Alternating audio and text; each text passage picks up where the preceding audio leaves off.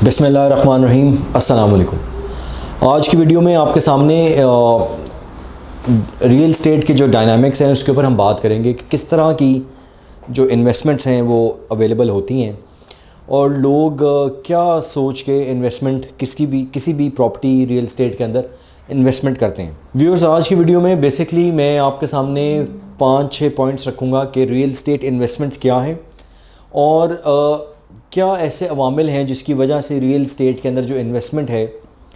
या real estate industry जो है उसके अंदर अभी आप देख रहे हैं कि ज़वाल आया हुआ है। तो सबसे पहले बात करते हैं कि इन्वेस्टमेंट जो आजकल सबसे ज़्यादा ट्रेडिंग देखने में आती है वो है प्लॉट्स, जो 3 मरला से शुरू होते हैं, 5 मरला, 7 मरला, 10 मरला, 1 कनाल, 2 कनाल, इस तरह से प्लॉट्स की जो ट्रेडिंग है वो हम देखते आ रहे हैं, बड़े अरसे से चल रही है। अब एक और ट्रेंड भी शुरू हो गया कि लोग फार्म हाउसेस जो हैं वो बाइंग और सेलिंग कर रहे हैं। उसमें 4 कनाल से लेके 8 कनाल, 1 एकड़, 2 एकड़, इस तरह से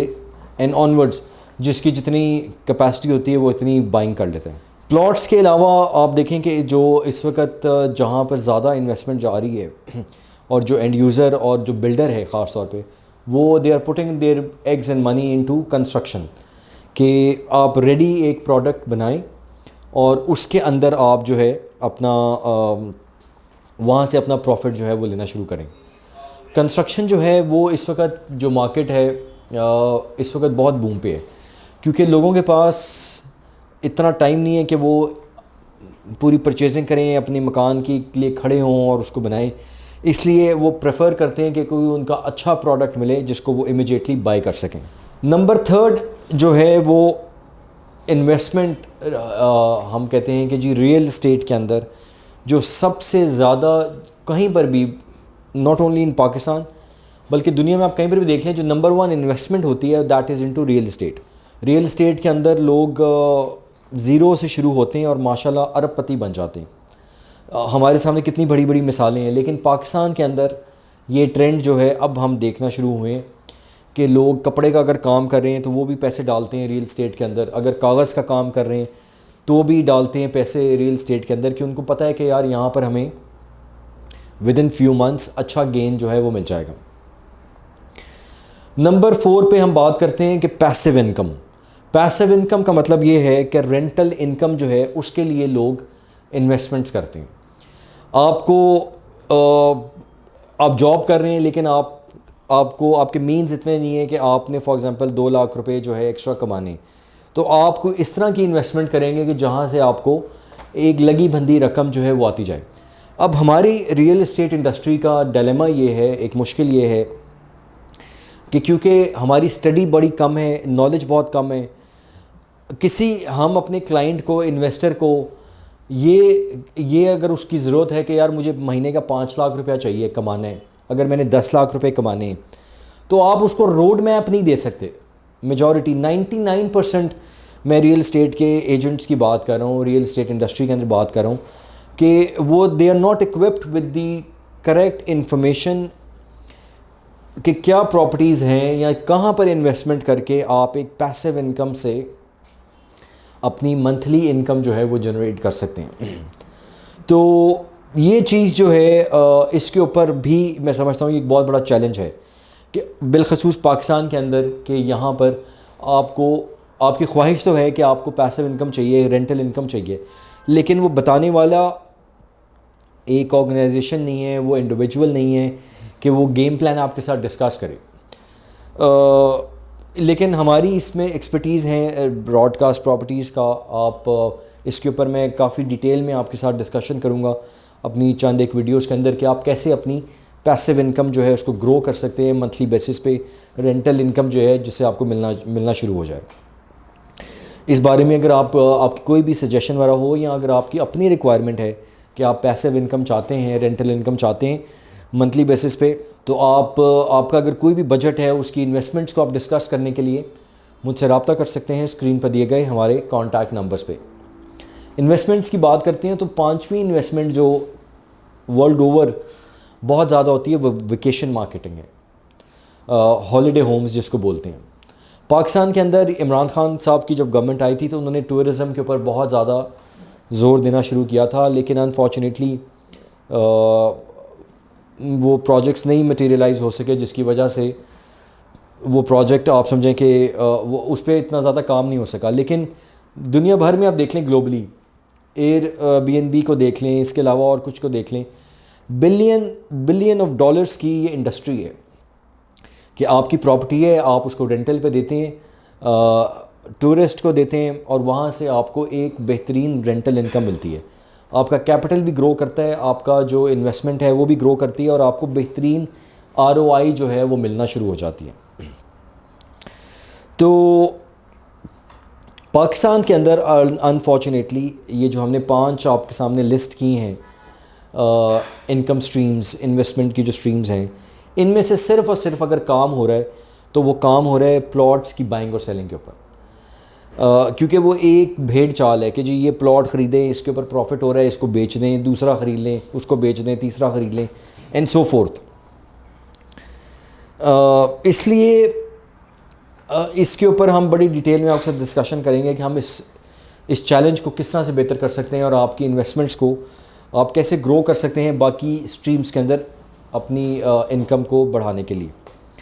अब मैं बात करता हूँ, जिस तरह हमने शुरू में बात की थी कि ये तो 5 इनकम स्ट्रीम्स हैं, इन्वेस्टमेंट स्ट्रीम्स हैं जिसके ऊपर आप जिससे आप पैसे कमा सकते हैं। लेकिन कौन से इस तरह की 5-6 चीज़ें हैं जिसकी वजह से हमारी रियल इस्टेट इंडस्ट्री जो है वो इस वक्त ज़वाल पजीर है। वहाँ पर हम देख रहे हैं कि मार्केट के अंदर day by day market shrink हो रही है और लोगों का कॉन्फिडेंस ख़त्म हो रहा है और वो वहाँ से एग्ज़िट करना चाह रहे हैं। व्यूअर्स, सबसे पहले मैं बात करता हूँ कि अब जो है जो सबसे बड़ा चैलेंज है वो ये है कि जो चीप प्लॉट का कॉन्सेप्ट था वो ख़त्म हो गया। पहले आपको प्लॉट्स मिलते थे, रेजिडेंशियल प्लॉट्स मिलते थे 10 लाख, 20 लाख, 50 लाख। वो एक स्टेज थी, एक एज थी, एक टाइम पीरियड था। अब वो वहाँ से क्योंकि लोगों के अंदर एक इंटरेस्ट पैदा हुआ कि यार हम रियल इस्टेट में प्लॉट में पैसे डालते हैं और इनकम हमें जनरेट होती है, तो जब एक मार्केट मैसिव लेवल के ऊपर जब उसने ये काम करना शुरू किया तो उसी प्लॉट की प्राइस बढ़ते बढ़ते बढ़ते जो 50 लाख से थी वो 5 करोड़ पे आ गई है।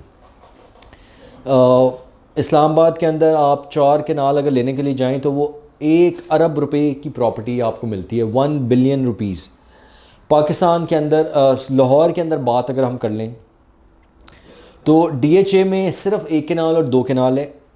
मैक्सिमम इसकी वैल्यू 2 कनाल की आपको 15-16 करोड़ पे मिलती है। अगर आपने 4 कनाल ख़रीदना है तो 30 करोड़ पे मिल जाएगी।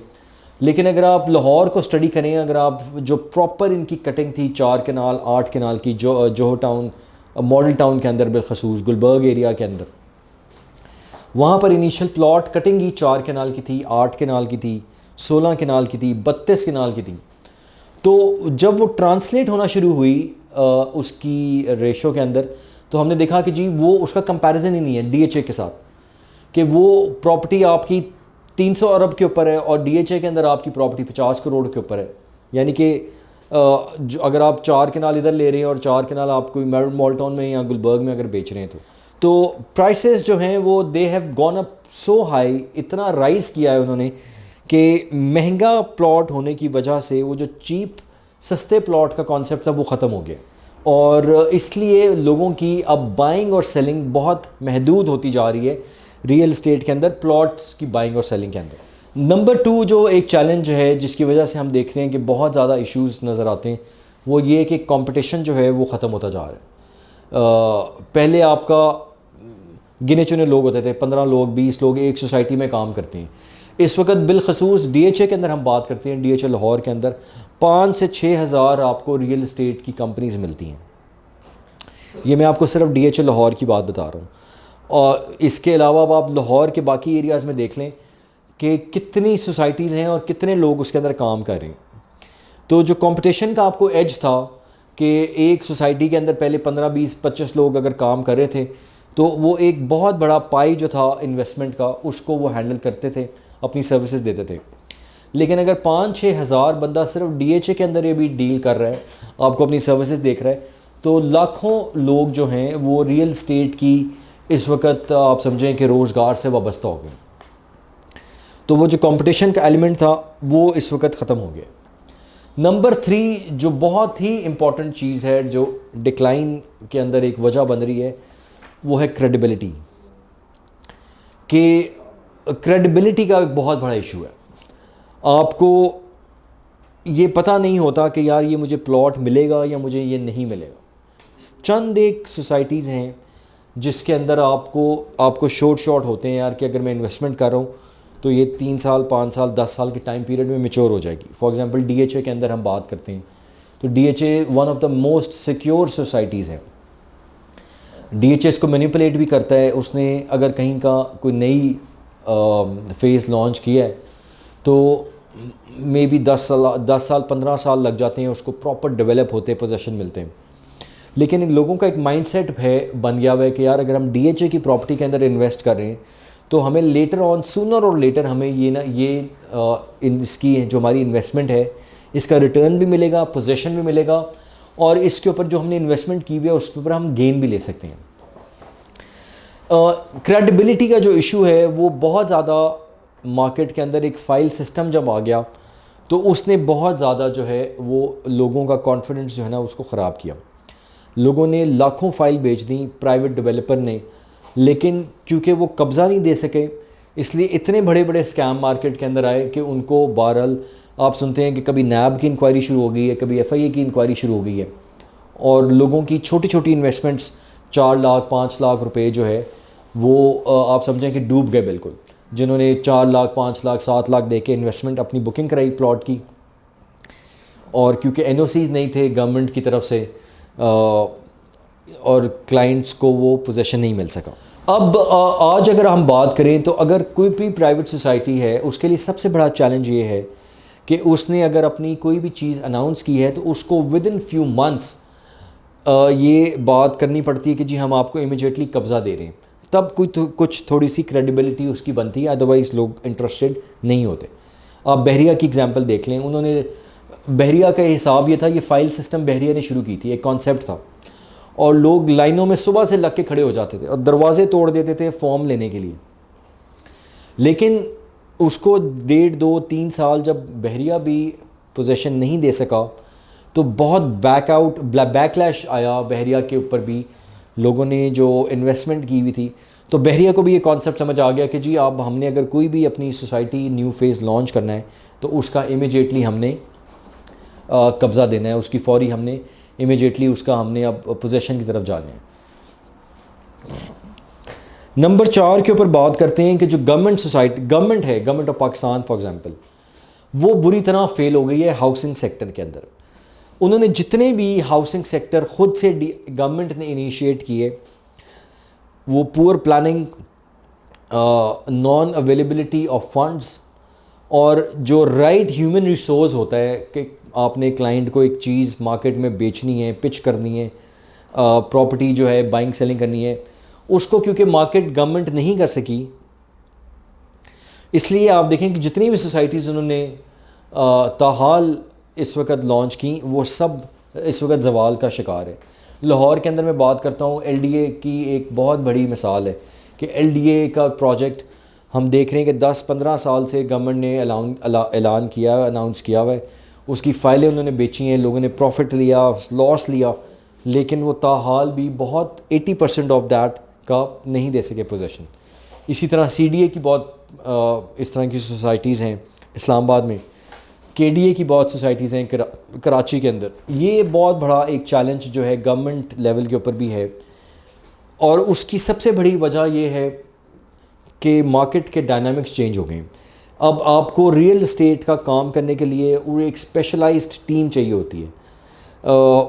और छठे नंबर पे जब मैं आ रहा हूँ तो मेरा उसी पे हम इख्तिताम करेंगे कि क्योंकि वक्त के साथ बदलते हुए हमने ये देखा है